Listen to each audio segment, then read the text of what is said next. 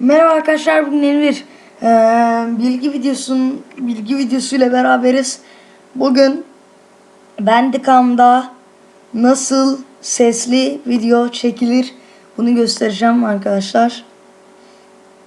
İlk öncelikle bana kalmış birkaç ayar yapalım. Webcam kaplaması şu an ben gerek duymuyorum ama sonraki videolarda koyacağım. Çünkü şu an olmaz. Genel. Şunları hiçbirini seçmenize gerek yok. Bu sizin isteğinize bağlı. Bir dakika. Otomatik. Bunlara bana şu anda gerek yok arkadaşlar. Video. Durdur kısa yolu. Bence bunu koymalısınız. Bir de şu sağ üst köşedeki oyun videolarını da çok fazla koymanızı önermem. Ben koyuyorum ama zaten çok ilerledikçe bölümler diğerlerini de koymayacağım. Şuradakini normal videolarda, oyunlarda da koyun ama siz bilirsiniz burayı. Durdur kısa yolu. Bunu koyun ya, bir zahmet. Bunu koyun yani. Benim fikrim, bunu koyun. Fare imlecini gösterin. Bu benim fikirlerimi söylüyorum. Gösterin bence.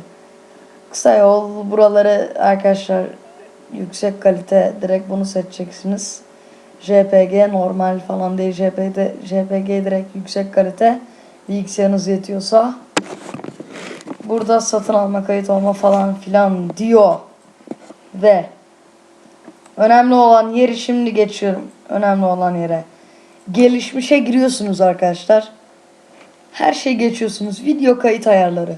Ses diyorsunuz. Şurada ses kaydı var ya. Evet arkadaşlar.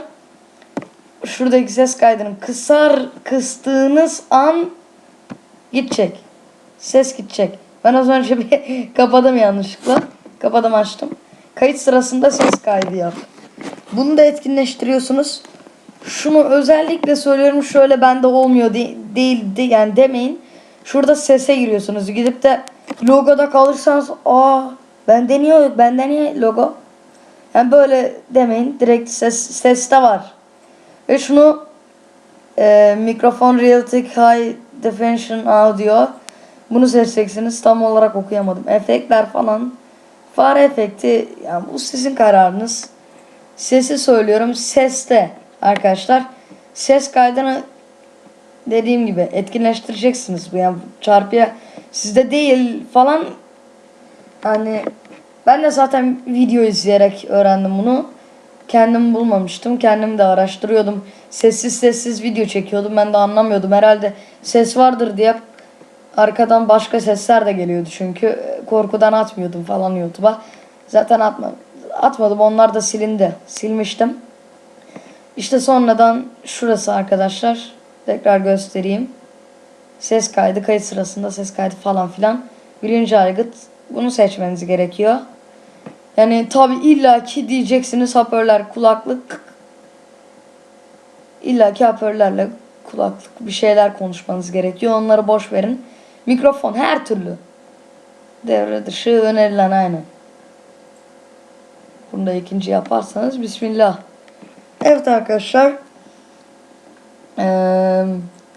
Zaten gördüğünüz gibi video formatı orayı göstermeyeceğim.